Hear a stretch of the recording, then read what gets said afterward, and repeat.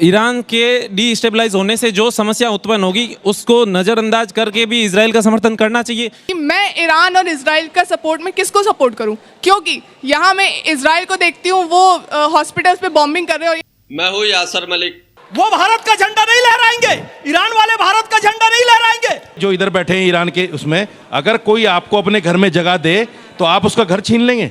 Iran के खिलाफत कर रहे हैं, वो पाकिस्तान की मदद कर रहे हैं। और आप देख रहे हैं अपना YouTube चैनल YS3 न्यूज।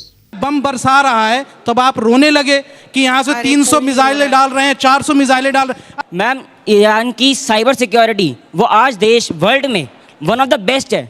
क्या इन फिलिस्तीनियों को जीने का अधिकार है या नहीं है? है ना?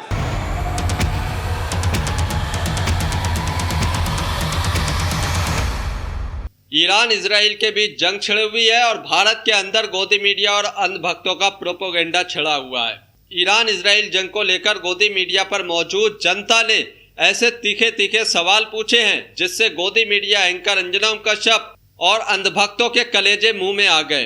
अंधभक्त कैसे बौखलाने लगे थे जब वहां पर मौजूद जनता ने ईरान को लेकर सवाल पूछे, इजराइल को लेकर सवाल पूछे और इजराइल के साथ अंधभक्त क्यों खड़े हुए हैं इस पर जब सवाल पूछे तो अंधभक्तों की बोलती बंद हो गई, गोदी मीडिया एंकर की बोलती बंद हो गई। साथ ही साथ शोएब जमाई ने भी पूरी सच्चाई के साथ, पूरी हकीकत के साथ पूरी गोदी मीडिया को धोकर रख दिया, अंधभक्तों के चेहरे का रंग उड़ाकर रख दिया। आप लोग ये पूरी डिबेट देखकर जाइए। जनता ने बहुत ही शानदार तरीके से सवाल पूछे हैं ईरान इजराइल जंग को लेकर। भारत का स्टैंड क्या है इस पर भी इस डिबेट में बात हुई है। आप लोग पूरी डिबेट देखिए। इतना बता देना चाहता हूं कि क्या इजराइल के यहूदियों को जीने का अधिकार है कि नहीं है? है कि नहीं है?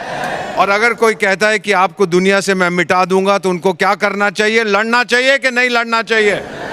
बहुत बहुत धन्यवाद। अपने बचाव के लिए वो लड़ रहे हैं। भारत ने आतंकी, जो आपका आतंकिस्तान पड़ोसी है, उसके तंजीमों पर, आतंकी तंजीमों पर हमला किस लिए किया था?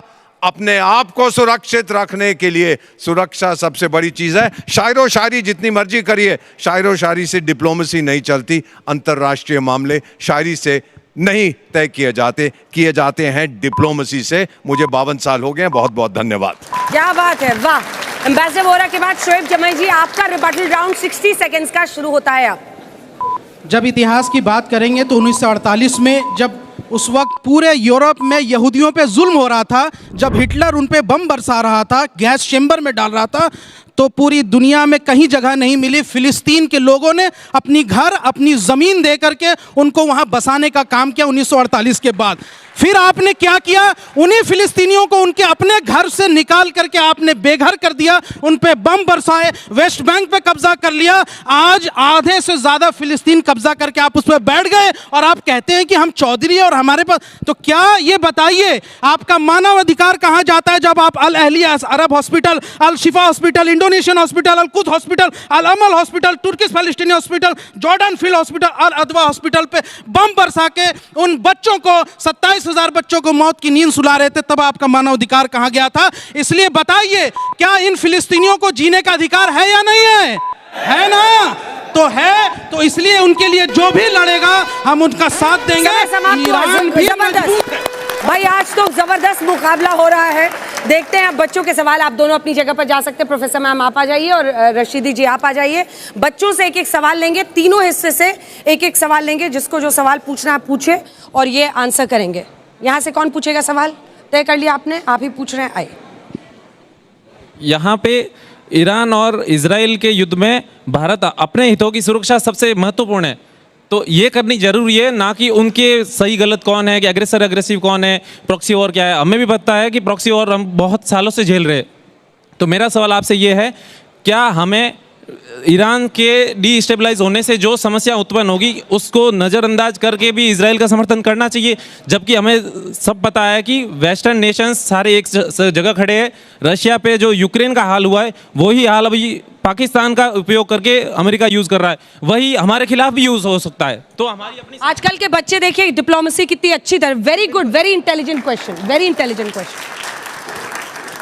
आपने जो प्रश्न पूछा और आज के वाद विवाद इस पूरे शो का जो टॉपिक है, मैंने उस टॉपिक पर अपने विचार रखे। वो टॉपिक ये था कि क्या ईरान इजराइल को हरा सकता है। तो मैंने दोनों की सैन्य शक्ति किस प्रकार की है, अंतर्राष्ट्रीय जगत में दोनों की लॉबिंग किस प्रकार की है, उसको मद्देनजर रखते हुए जवाब दिया। आप प्रश्न बिल्कुल अलग पूछ रहे हैं, आप भारत के स्टैंड की बात कर रहे हैं। भारत को यदि देखें तो अभी तक न्यूट्रल स्टैंड लेकर के खड़ा हुआ है। आप इजराइल पैलेस्टीन को भी देखेंगे तो हम दोनों को समर्थन देते हैं। जब आतंकवाद का विरोध करने की बात आती है तो हम हमास के अटैक का विरोध करते हैं और इजराइल के साथ खड़े होते हैं। लेकिन जब बात आती है पैलेस्टीनियंस के एग्जिस्टेंस की, तो हमारी विदेश नीति में हमने पैलेस्टीन को मान्यता दे रखी है। तो भारत एक न्यूट्रल स्टेट की तरह अभी इस पूरे कॉन्फ्लिक्ट को देख रहा है। हम किसी मिलिट्री अलायंस का पार्ट नहीं है, हम नाटो का पार्ट नहीं है। तो हमारे सामने ऐसी कोई विवशता नहीं है कि हम पश्चिमी एशिया में जाकर किसी प्रकार के विवाद में कूदें। यही आपके सवाल का जवाब जी। है। अब यहाँ से कोई कौन सवाल पूछेगा? लड़कियों को मौका दीजिए। मैं एक बार फिर पूछ रही हूँ, किसी का मन नहीं बदला है थोड़ा सा भी? इधर भाई, इधर पहली जीत हो गई है। आइए आइए आइए, आने दीजिए। आप यहीं पे बैठ जाइए, यहीं पे बैठ जाइए। गमछे का रंग बदल लीजिए। किधर? इधर।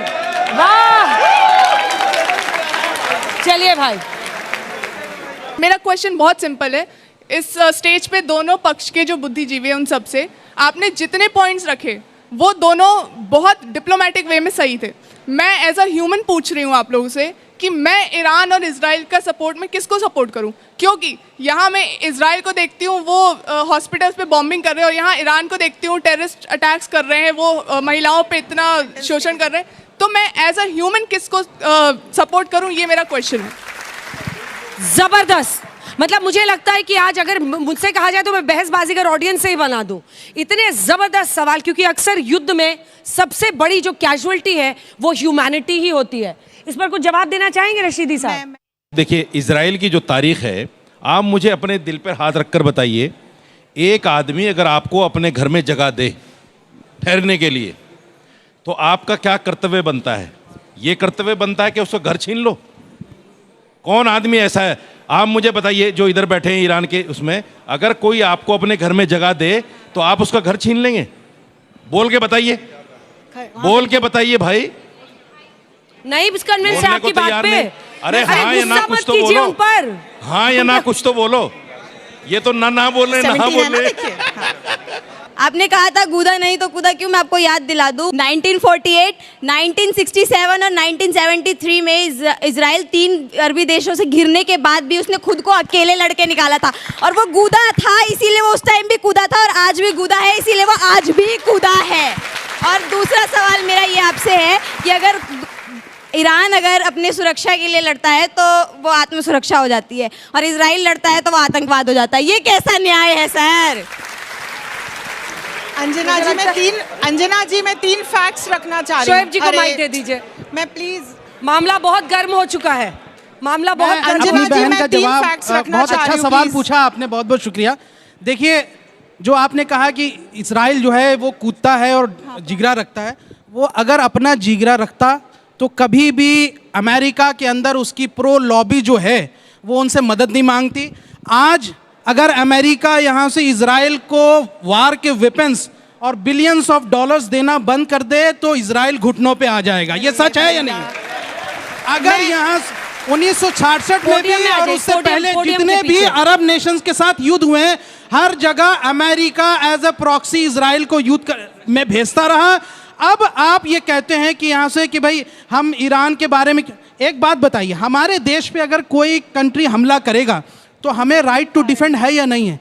तो वही राइट टू डिफेंड तो ईरान के पास भी है ना। ईरान के नागरिक, जब इजराइल ने अभी हमला किया तो ईरान के 700 से ज्यादा नागरिक मारे गए। हर कंट्री को हक है अपने नागरिकों की हिफाजत करना।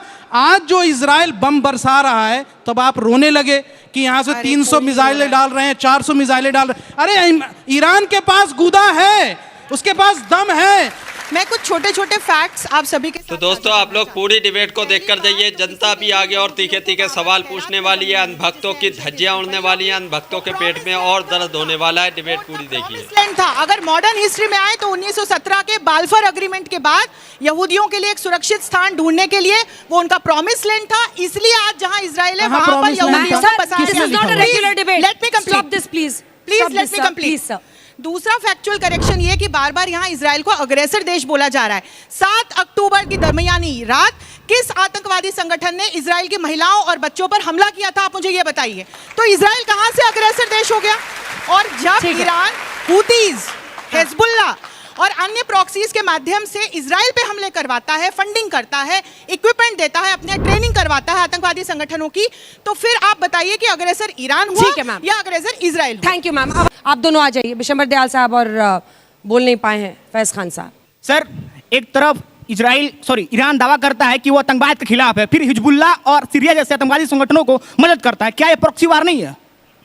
देखिए, अमेरिका ने सारे उग्रवाद को सपोर्ट किया, लेकिन जब अमेरिका की धरती पर उन्होंने अटैक किया 9/11, तो क्या हमने कहा कि ये अटैक ये हर रोज सपोर्ट कर रहा था? ये जितनी उग्रवाद फैला है अफगानिस्तान में, पाकिस्तान में जो तंजीमें हैं, इनकी शुरुआत तो अमेरिका ने की थी ना। तो जब 9/11 में अमेरिका पे अटैक हुआ तो हमने ये थोड़ी कहा अमेरिका के ये होना चाहिए था। गलत बात है। देखिए, इंटेलिजेंस एजेंसीज दुनिया में फंड करती हैं और सारी ईरान की जो सपोर्ट है वो हमास के टेररिस्ट के लिए नहीं है। हमास के जो गाजा स्ट्रिप है उसमें सिविलियंस हैं, उनका कोई माई बाप नहीं है, उनको सपोर्ट है ना, कोई तो उनकी सपोर्ट करे। पिछले 60 साल से गाजा के ऊपर इजराइल का इनडायरेक्ट कंप्लीट कंट्रोल है। अगर वहां हथियार जाता है तो इजराइल चेक करता है, राशन जाता है तो इजराइल चेक करता है, सरकार बनती है तो इजराइल चेक करता है। अल फतेह को कमजोर करने वाला हमास था। अल फतेह थी तो वेस्ट को डिवाइड कर दिया, हमास को डिवाइड कर दिया, गाजा को डिवाइड कर दिया। ये सब कहानी नहीं है। इजराइल पर हमास ने अटैक किया था और हमने उसका खंडन किया और हम कहते हैं मार दो हमास को, मार रहे हो आज भी, लेकिन ईरान ने अटैक नहीं किया था। तो ईरान पे तो अटैक किया है इजराइल ने। और लड़ाई की 1 सेकंड दूंगा, ये लड़ाई जो है चलेगी, कोई नहीं हारेगा, सिर्फ नुकसान होगा। मैम, आपसे मेरा सवाल ये है कि आपने बोला कि ईरान और इजराइल की मिलिट्री पावर है बहुत डिफरेंस है। मैम, मैं ये पूछना चाहता हूँ कि ईरान के बाद जो जियोपॉलिटिकल पावर है, जो उसका हॉर्मोस कॉरिडोर है, जिससे वहाँ से 20% ऑयल जा रहा है पूरे दुनिया का, अगर जंग होती है तो ईरान उसको आज ही रोक सकता है चाहे तो। और मैम, ईरान की साइबर सिक्योरिटी, वो आज देश वर्ल्ड में वन ऑफ द बेस्ट है। उनका तो नेशनल टीवी हैक हो गया, इजराइल ने कर दिया। वहां पर उन महिलाओं की तस्वीरें चलाने लगे, उनके नेशनल टीवी पे उस आंदोलन की तस्वीर चलने लगी जहां पर औरतें बाल कटा रही थी। क्यों? क्योंकि उनको हिजाब पहनने के लिए मजबूर किया जा रहा था। Your question stands answered, but आपके पास मैं एक सवाल आपके बच्चों के बिहाफ पर पूछना चाहती हूँ। कुल मिलाकर बच्चों का ये कहना है कि ईरान भी कोई कच्चा खिलाड़ी नहीं है। ईरान भी कोई कच्चा खिलाड़ी नहीं है। इजराइल के भी नाको चने चबवा रहा है वो इस वक्त। और जब उन्होंने सोचा तो उन्होंने जो कि बीरशेवा की वो बात भी कर रहे थे, वहां पर भी अगर हॉस्पिटल पर उन्होंने हमला किया तो दिखा दिया है कि आपका आयरन डोम भी हम भेद सकते हैं अगर चाहे तो। ईरान कोई कच्चा खिलाड़ी नहीं है। अच्छी बात है कच्चा खिलाड़ी नहीं है, लेकिन हमको सबसे पक्का खिलाड़ी भारत को ही बनाना है। इस बात को ध्यान रखना है और भारत का हित किसमें है इस बात को हमें सोचना है। और फिर से कह रहा हूं, व्हाट्सएप वाला फेक नैरेटिव यहां पर ना चलाएं। अंजना जी, मैं निवेदन करना चाहता हूं, जब भी हमारे देश की मजबूती की, इज्जत की, अजमत की बात होती है ना, तो ये हमारे सैनिकों को जाति में तोड़ने लगते हैं, संप्रदाय में तोड़ने लगते हैं और अभी पूरी बेशर्मी से शिया और सुन्नी के बीच में तोड़ने लगे। शर्मानी चाहिए। शिया हो, सुन्नी हो, हिंदू, मुस्लिम, सिख, ईसाई, बौद्ध, पारसी, जैन, बहाई, जब देश की प्रतिष्ठा पर बात आएगी तो सब मिलकर लड़ेंगे।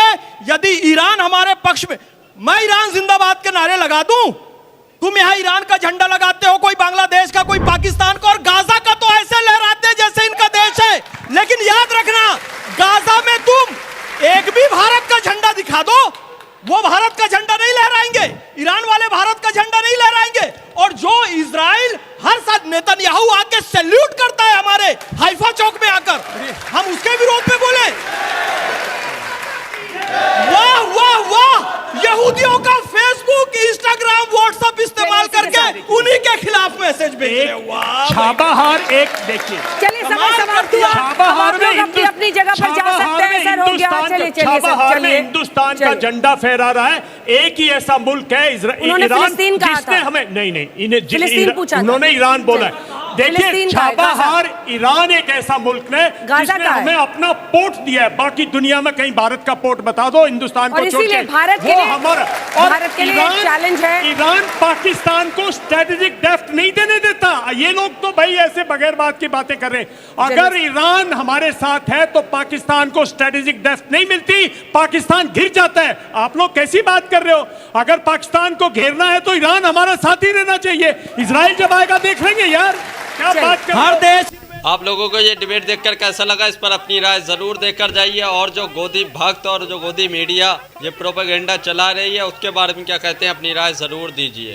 को डेवलप करने के लिए भारत ने पैसा लगाया है। जो ईरान के खिलाफत कर रहे हैं वो पाकिस्तान की मदद कर रहे हैं। पैसे से वो डेवलप कर रहे हैं। जो ईरान की खिलाफत कर रहे हैं वो पाकिस्तान की मदद कर रहे हैं। पाकिस्तान को ईरान भेजना चाहते हैं। इजराइल में भी जी प्रभु अडानी। तो दोस्तों आप लोगों ने पूरी डिबेट देखी। आप लोग इस डिबेट के बारे में क्या कहते हैं, अपनी राय इस पर जरूर देकर जाइए। गोदी मीडिया चैनल पर आई जनता ने बहुत शानदार तरीके से सवाल पूछे ईरान इजराइल जंग को लेकर, और अंधभक्तों की तरफ से क्या सवालों के जवाब आए, गोदी एंकर की तरफ से क्या सब जवाब आए, आप लोगों ने सुन ही लिए होंगे। बात कहीं की जाती है और जवाब कहीं और के दिए जाते हैं। भारत का स्टैंड अभी क्लियर नहीं है कि भारत किसके साथ खड़ा हुआ है, लेकिन अंधभक्त लगातार इजराइल को सपोर्ट करते हुए नजर आ रहे हैं। इजराइल तुम आगे बढ़ो, हम तुम्हारे साथ हैं। अंधभक्तों का ये नारा हमेशा चलता रहता है, लेकिन इजराइल के बारे में अंधभक्तों को कुछ भी नहीं पता है। तो जनता के सवालों से तिलमिला गए यहाँ पर बैठे जितने भी अंधभक्त थे सभी, और शोएब जमाई ने पूरी हकीकत के साथ सबकी पोल पट्टी खोल कर रख दी और सबकी धज्जियां उड़ाकर रख दी। आप लोग इस डिबेट के बारे में अपनी राय जरूर देकर जाइए। ईरान, इजराइल और गाजा की नई नई अपडेट पाने के लिए, लेटेस्ट न्यूज़ के लिए हमारे दूसरे चैनल यासर वॉइस को जाकर अभी सब्सक्राइब कीजिए। लिंक डिस्क्रिप्शन में पड़ा हुआ है, जाकर सब्सक्राइब कीजिए। डेली की वहां पर रोज लेटेस्ट अपडेट आपको दी जाती है। ईरान इजराइल जंग में क्या चल रहा है और गाजा के अंदर इजरायली सेना क्या कहर बरपा रही है, क्योंकि गाजा के अंदर इजरायली सेना ईरान इजराइल युद्ध की आड़ में अपना खेल खेल रही है, उसकी पूरी अपडेट हमने डाल रखी है, वहां जाकर देख सकते हैं आप। तो हमारे दूसरे चैनल यासर बॉयज़ को भी जाकर सपोर्ट करें, वहां पर आपको लेटेस्ट न्यूज़ ईरान इजराइल युद्ध की मिलती रहेंगी। अगर आप भी गोदी मीडिया का विरोध करते हैं तो हमारे चैनल YS3 न्यूज़ को अभी सब्सक्राइब कीजिए। वीडियो अच्छी लगी हो तो इसको लाइक करें।